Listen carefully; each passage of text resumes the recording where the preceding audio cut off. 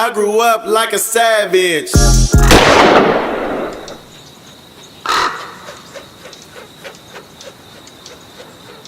See, I was kind of, because my zone was like 73rd to Sabrina. Yeah. That was like my zone. Yeah. My memory's You know what I mean? I didn't really go on that side. On that side, yeah. I had to go to Havens Court Summer School, Whittier. Yeah. Summer school. I had to go to summer school every motherfucking summer to go to that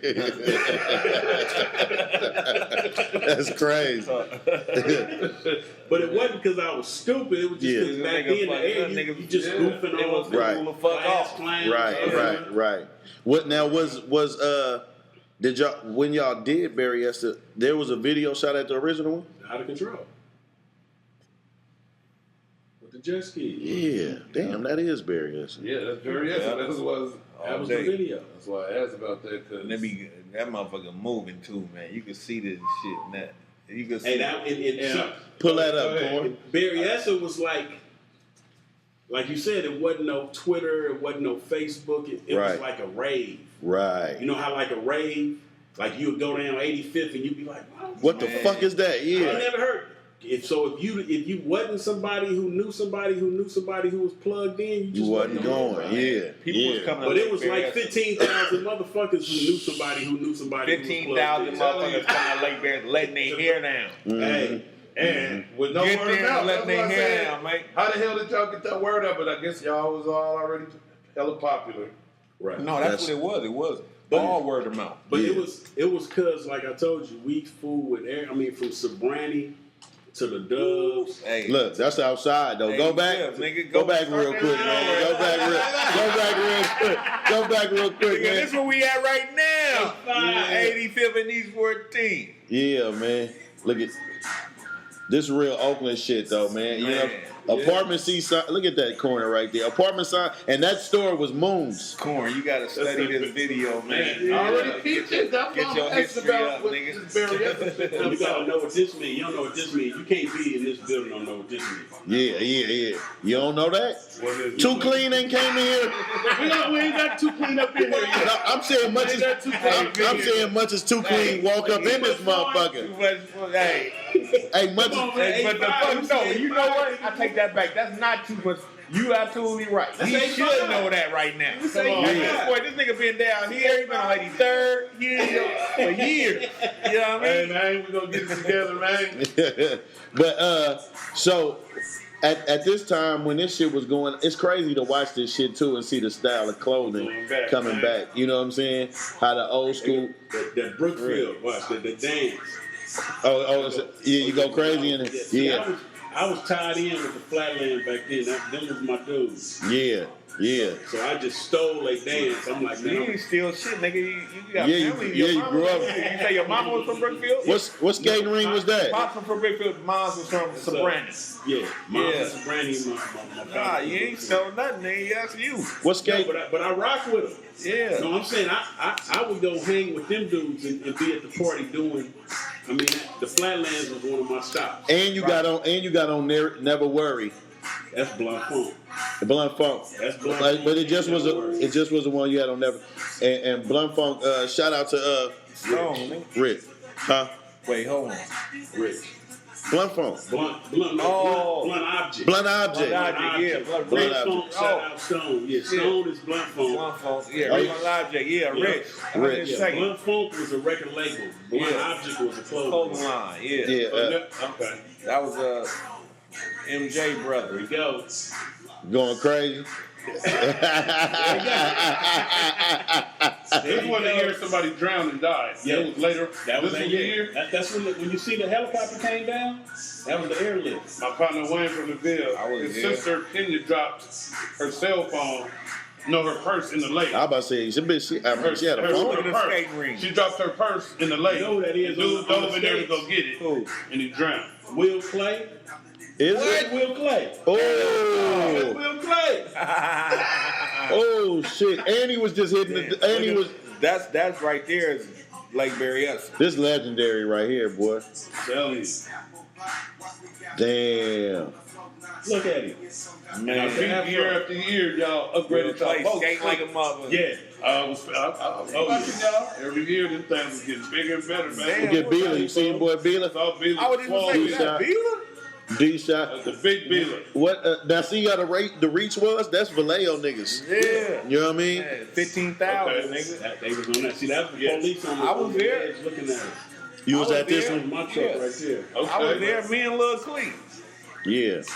Me and my son was there. My son was but like 6 months. He was thugging. I bet that first Berryessa, hella niggas went intense, right? And then little by little transitioned into the RV. And or did my not babysitter, I had a babysitter. Okay. Wasn't enough room for the RV. You know my babysitter was? First was niggas kicking. Oh yeah. Yeah.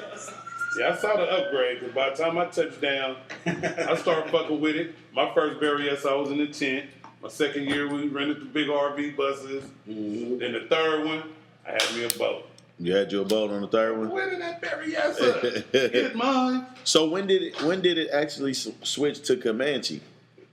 I think we tried it Berryessa either twice or maybe 3 times. I'm not positive. Okay. But after I told you they started shutting us down, Yeah. saying that, you know what I mean, they would call Napa Really black. and be like, man, it's drug dealers, it's drug trafficking. They would just make up all kind of shit just to put them on high alert. And they were so nervous, Right. they just started blocking the roads and wouldn't even let us go up. Damn. So then we picked Comanche after that. And then they did the same thing to Comanche. Oakland would call Comanche and sought us out. Damn, that shit crazy. That shit was legendary, Yeah, man. it wasn't. I mean, we didn't have no problems and none of that shit or nothing, man. So I don't, Yeah, they just You did. know, You know what it is? White folks, when they camp, they serious about their camping. When it get dark, they start reading books under the candlelight. Oh yes, niggas still quiet party. hour. Yeah, Niggas party until midnight. They go to a campsite at like 9 o'clock. Yeah. It's quiet hour. And Yeah. white people like, shh, and you like, shut the fuck up. Niggas We is rocking. partying. Yeah, we laughing, Yeah. Yeah, most Feel me? definitely. Most definitely. And then at 6 a.m. they up on the water. We sleep till. So after Out of Control was this Out of Control was 94. The next album is what? Out of Control. Then the next album would have been Big Moves. Is that on Priority? That's the one on Priority. Now, prior to signing the Priority though, P tried to sign y'all. No, because P and JT all went to Priority at the same time. Oh, The difference is we wasn't gamed up like P and JT was. You know what I mean? okay. They got distributing deals, and me and G got an artist deal. Mm. So you know what I mean. If I know what I know now, I would have went and got the distributing deal versus the artist deal. Did y'all still use Dank or Die as an imprint? Yeah, we use it as like a sub label. Yeah. Yeah.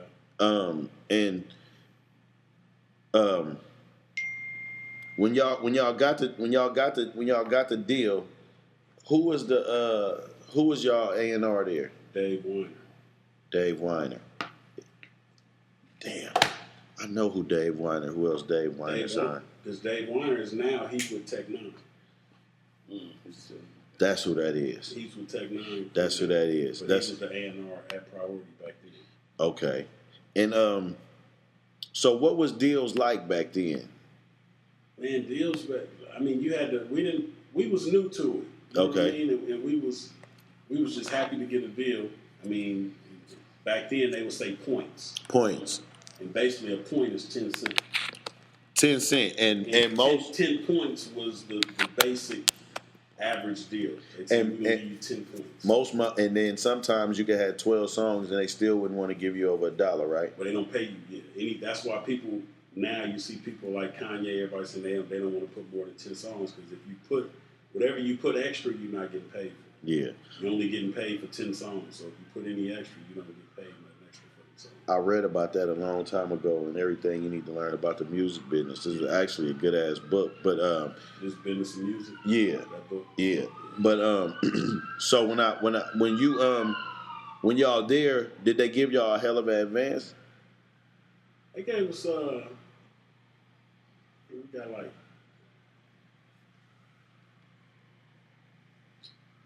it was maybe like 200. Something like, which was actually good. I mean, y'all was underground artists. It didn't take much. You know what I'm saying? And y'all could do numbers yourself. So any artist that know they sell anyway, you don't want to get yourself too tied up in no motherfucking advance. Right. And I mean, in advance, people don't realize that advance is recoupable.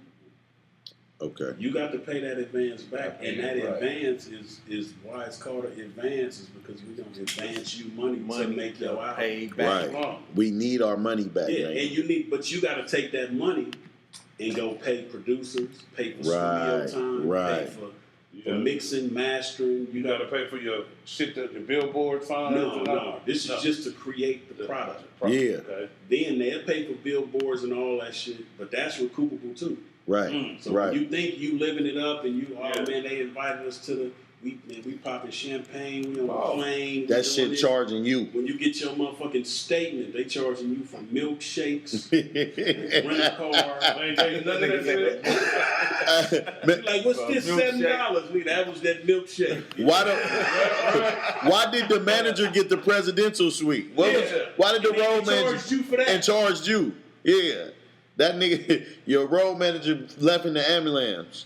Right. You got to pay for it, nigga. Yeah, you getting that bill. So like, so when y'all did that deal and when y'all came out, was it better promotion for y'all? Did you like being on a major? I don't know if I could really say it was better promotion. I think we had more access to shit. Okay. But it couldn't really be better promotion because the whole world didn't know us. Right. So our promotion was always concentrated in Oakland to where our crowd was. Right. Now, we didn't spread this shit out all over the United States where people don't know us. Right. So it was access to a more wide range promotion. I can't necessarily say it was better. Okay. So the lead single off of that was what? It wasn't East Oakland, West Coast. Licks, wasn't it was Big Licks. With Harm, was that it? Yeah, it was. It was Big Licks, but the album peaked at 43 on Billboard. Was you paying attention to that? No. You didn't give a fuck. You was in the streets on your bike. In Chevelles and shit. Yeah, all kind of shit. All kind of clean shit. White, man. But do you now that you, because you always had the demeanor like that too, though. Like, you know what I'm saying? Like, you was just gonna live like a regular nigga in the streets. You didn't want to be separate. You didn't want to be that. You know what I'm saying? Because certain niggas want to be famous, right? Yeah. Or took the steps to. I think even more so of a. And I'm not. You know, he could correct me later if he come on the show. But like even a Rich, it was like he was kind of like, you know how Mitch say on Paid for the stage. It was like you had toys. Everybody knew V got big boats, all this, but you was never the. You know what I mean? This just the nigga. Yeah, just hella dude. Yeah. I mean, because it's a difference with you got niggas who make raps and you got raps that make niggas. Mm-hmm. Okay? Mm-hmm. You know what I mean? And I think I was just a nigga who rapped. Right. I wasn't a nigga who rap made me. Right. I was somebody before rap. I mean, and it's crazy because if I wouldn't have never rapped, I feel like I would still be a staple for my community. Right. If rap would have never been a part of my history. Right. I still would have been a staple from my community. Right. I mean, some kind of way. Right. That's real shit. Yeah. So, yeah. Another jewel. Because it's a lot of dudes that did or do still currently rap that wasn't a staple. You know what I'm saying? And I won't call no names because that ain't what I'm trying to do. But I'm just trying to put emphasis on what you saying. Like, you know what I'm saying? You are who you are a lot of times. You know what I'm saying? Right. It ain't with no extra shit. You know what I'm saying? And that's very much commendable, man. Because people don't do it nowadays. You know what I'm saying? Everybody reaching. Everybody got to outdo it. Like that's why I like my era and not to, you know, because that's the old nigga disease. Back in my day, that's not that's not what I'm saying, man. But I'm saying the nostalgia of that moment. If you was there, you know what I mean? It's just different. Hey, man. Speaking, ain't nothing wrong with history. Nah. You know what I mean? No. All this shit is like a movie to me. That's why I fucks with it. Mm-hmm. No, I'm just, but what he just said, like, you know, that old nigga disease. You know what I mean? Ain't nothing wrong with history. But at the same time, I know what you're saying. You feel me? So I'm not taking nothing from that. No, I basically was saying, though, because, you know. You gotta know your history. It's important to know your history, man. Period. Absolutely. Point blank. Absolutely. And the Delinquents was a big part of Bay Area history, Oakland history, California history, you know what I'm saying? Absolutely. And like, you know what I'm saying? Like I say, when the books get written, or when, you know, now it's digital platforms, that's what we doing. This is like time capsules, you know what I'm saying? Motherfucker don't have to, you know, a motherfucker can learn a lot from an interview. Like, I never knew, you know what I'm saying? Right. So, in doing this album, the collaborations was like, it was Harm on there. Who else was on there? Was P on that one? No, he wasn't on that one. He was on the one before. After. Bosses would be bosses. Bosses would be bosses. That was after he left, probably. Okay.